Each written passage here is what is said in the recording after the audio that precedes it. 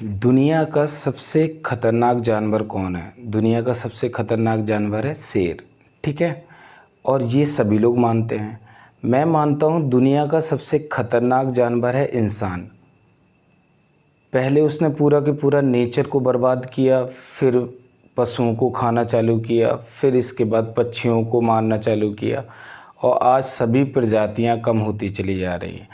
अब उसका पेट नहीं भर रहा है, इसलिए वो क्या बोलते हैं, इंसानों को भी मारना चाह रहा है। और अभी तुमने देखा कि रसिया यूक्रेन का युद्ध समाप्त ही नहीं हुआ था, इजराइल और हमास की लड़ाई स्टार्ट हो गई। हमास के बारे में बताते हैं। इजराइल और फ़िलिस्तीन के विवाद का जो ये वाला हिस्सा है, इसको बोलते हैं गाजा।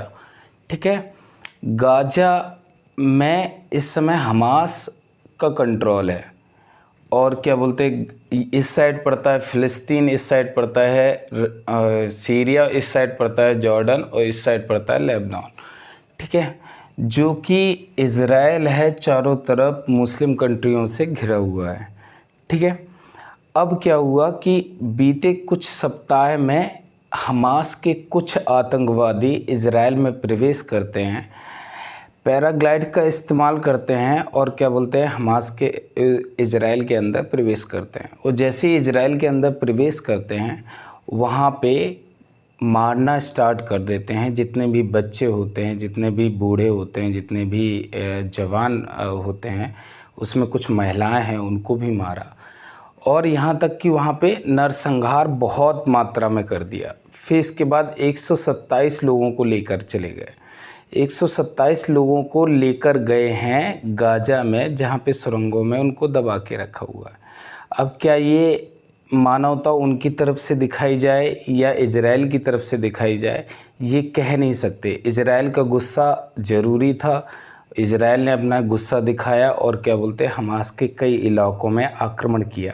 और हमास के गाजा, पूरी की पूरी जो उत्तरी गाजा है, उसमें 24 घंटे का अलर्ट जारी किया कि जितने भी गाजा के निवासी हैं वो क्या बोलते हैं, दक्षिणी छोर में चले जाएं, और वहाँ की बिजली सप्लाई, खाना सप्लाई और पानी की सप्लाई को बंद किया गया।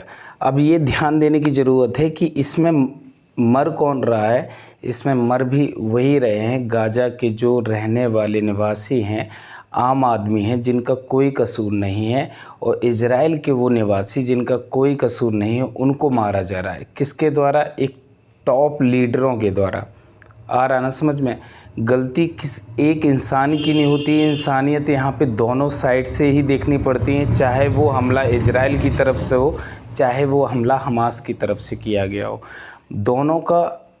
दोनों में एक बात कॉमन है कि अगर आपने वहाँ पे हमला किया तो वहाँ पे भी जो ट्रेजेडी होगी वो आम नागरिकों की होगी, और अगर यहाँ से हमला होता है तो यहाँ पे भी आम नागरिकों की ट्रेजेडी होगी। देखने वाली बात यह है कि इंसान को मारने में थोड़ी भी झिझक नहीं कर रहा है।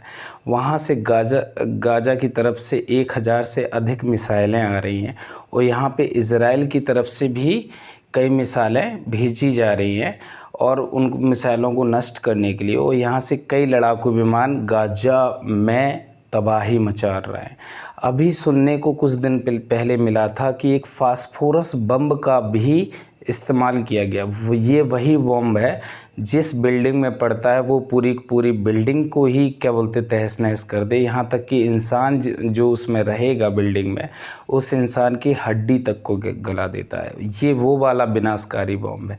अब इसमें हमास के तो कुछ लोग ही मरे होंगे, बाकी जितने भी आम जनता इसका दर्द झेल रही है। क्या यही निर्णय होना चाहिए?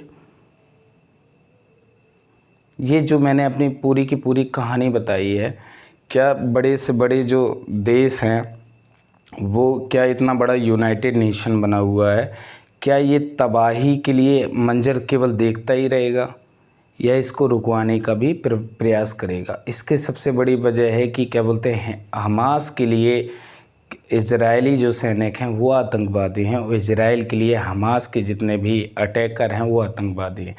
ट्रेजेडी कहीं से भी हो, आम नागरिकों को मरना ज़रूरी हो जाता है। उसमें आम नागरिक बेचारे कुछ भी करें या ना करें, फिर भी उनका मरना तय है। ठीक है, अब इसको समझाते हैं, जो ये एरिया दिया गया है, जो एरिया ये दिया गया है, ये दिया गया है इज़राइल का, ठीक है। और यहाँ पे जो पट्टी बनी हुई है ये है गाज़ा पट्टी, ठीक है। और इस गाज़ा पट्टी में कब्जा है हमास का। जहाँ से ये गाज़ा पट्टी बनी हुई है यहीं से क्या बोलते हमास ने क्या बोलते इज़राइल में घुस के आक्रमण किया था।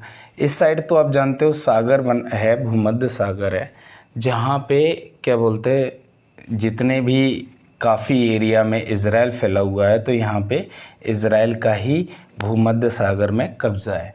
इसके ऊपर अगर आप देखोगे तो लेबनान है। लेबनान वही है जहाँ पे हिज़्बुल्लाह, इस समय अमेरिका के द्वारा कहा गया है कि हिज़्बुल्लाह आतंकवादी वहीं पे पलते फूलते हैं, वो इनकी काफ़ी सेना भी है, ठीक है। और इस साइड है फ़िलिस्तीन, इस साइड है सीरिया, इस साइड है जॉर्डन। तो जॉर्डन, ये सारे जितने भी कंट्री आपको हम बता रहे हैं ये सारे मुस्लिम कंट्री हैं, और यहाँ से आक्रमण इज़राइल की ओर किया गया है। आपको मीडिया के द्वारा इतना ज़्यादा उछाल दिया जाता है हर एक बात को, जहाँ पे युद्ध अगर कम हो रहा हो वहाँ पे मीडिया वाले अगर पहुँच जाएं तो युद्ध की घटना को बढ़ा चढ़ा कर दिखाते हैं। ये इसलिए भी करते हैं जिससे लोगों के क्या बोलते व्यूज़ मिलें, लोगों के क्या बोलते इंटरेस्ट बढ़े, क्योंकि हम लोगों की आदत बन गई है, हम लोगों को लड़ने झगड़ने में बड़ा मज़ा आता है। और लड़ने झगड़ने से ज़्यादा है लड़ाई झगड़ा का दृश्य देखना। ये इसलिए कह रहे हैं क्योंकि इसमें अगर हमास के द्वारा इज़राइल में मारे गए वो जो लोग हैं या इज़राइल के द्वारा हमास में मारे गए लोग हैं, दोनों पक्षों में अगर बात किया जाए तो दोनों पक्षों में आम लोग ही मारे जा रहे हैं, सिविलियन मारे जा रहे हैं। सिविलियन की ये इतनी ज़्यादा त्रासदी पूरा की पूरा संसार बैठा है। इसलिए जो हमने शुरुआत में बात बोली थी कि अब इंसान इंसान को नहीं देख रहा है, धर्म की आड़ पे एक दूसरे को मारे जा रहे हैं। धर्म बनाया था सभी को एकजुट रखने के लिए, अब वही धर्म इनके लिए जहर बन गया है और आम आदमी इस जहर का घूंट पी रहे हैं। तो मेरी केवल इस वजह से वीडियो बनाने का ये लक्ष्य था कि आप लोग ये नहीं समझ रहे हो कि बात क्या है। जो बड़े बड़े नेता हैं, बड़े बड़े लीडर हैं, वो धर्म के प्रभाव दिखाते हैं कि तुम्हारा क्या बोलते क्षेत्र है, तुम्हारा एरिया है, इनको मार दो, अपना एरिया कब्जा कर लो। आ रहा ना समझ में? तो इतना विवाद से एक दूसरे को मारने में लगे हुए हैं, और ये विवाद हर जगह है, एक जगह नहीं है। अभी मणिपुर में अभी देखना था, जाति के पक्ष पे एक दूसरे को क्या बोलते समुदाय मारने में लगे थे, जाति के पक्ष पे कि ये इस जाति का हो, ये उस जाति।